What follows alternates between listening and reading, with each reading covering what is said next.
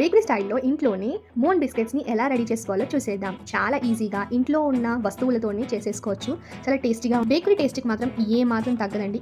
First ఒక bowl తీసుకొని జల్లెడ పెట్టుకున్నాము. ఒక కప్పు మైదా బదులుగా మీరు గోధుమ పిండి కూడా వేసుకోవచ్చు. నేను ఒక కప్పు మైదాని చక్కగా జల్లించేసుకోవాలి. షుగర్ పౌడర్ని కూడా వేసేసి జల్లించుకోవాలి. మాత్రం చాలా ఇంపార్టెంట్. అప్పుడే బిస్కెట్స్ చాలా బాగా వస్తాయి. సాల్ట్ కూడా వేసుకుందాము.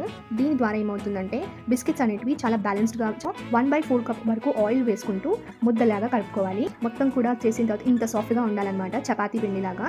ఇప్పుడు ఒక ప్లేట్ తీసుకొని ఆయిల్ వేసుకొని గ్రీస్ చేసుకోవాలి. మనం బిస్కెట్స్ చేసే ముందే దీన్ని ఒక చపాతీ పీట మీదన లేదంటే ఏదైనా క్లీన్ సర్ఫేస్ మీదన వేసుకొని ఇలా చూపిస్తున్న విధంగా ఒత్తుకోవాలి. చపాతీ రోలర్తో ఒకసారి ఇలాగా చేసుకోవాలి.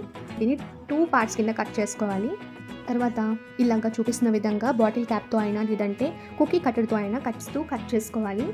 చూడండి, ఇలాగా చూసారు కదా ఎంత బాగా షేప్ వచ్చాయి. ఇప్పుడు ఒక ప్యాన్ అయినా లేదంటే చూపిస్తున్న బౌల్ లాగైనా ఏదైనా పెట్టుకొని అందులో ప్లేట్ పెట్టి దానిపైన మనం బిస్కెట్స్ ప్లేట్ని పెట్టి కవర్ చేసుకొని లో టు మీడియం ఫ్లేమ్లో 30 to 35 మినిట్స్ వరకు కూడా బేక్ చేసుకోవాలి. 35 మినిట్స్ తర్వాత నేను చూశాను. చూడండి ఎంత మంచి కలర్ వచ్చిందో బిస్కెట్స్ కుక్ అయిందో లేదో చూడడానికి పైన మనం పట్టుకొని చూస్తే పొడి పొడిగా అనిపిస్తూ ఉంటుంది. కొద్దిగా చల్లారిన తర్వాత బిస్కెట్స్ని ఇలా తీసేసేయండి. చూసారు కదా ఎంత బాగా వచ్చాయో బిస్కెట్స్. బ్యాక్ కూడా అస్సలు మాడలేదు. సేమ్ బేకరీ స్టైల్లోనే యమ్మీగా టేస్టీగా ఇప్పుడు మన ఇంట్లో కూడా మనం చేసేసుకోవచ్చు. హ్యాపీగా ఇంట్లో పిల్లలకు పెట్టేసేయండి చేసి. మీరు కూడా చాలా తక్కువ ఇంగ్రీడియంట్స్తోనే ఇంట్లోనే బేకరీ స్టైల్లో మూన్ బిస్కెట్స్ని చూసేసాం కదా. మీకు నచ్చినట్టయితే లైక్, షేర్, సబ్స్క్రైబ్ చేయడం మర్చిపోకండి.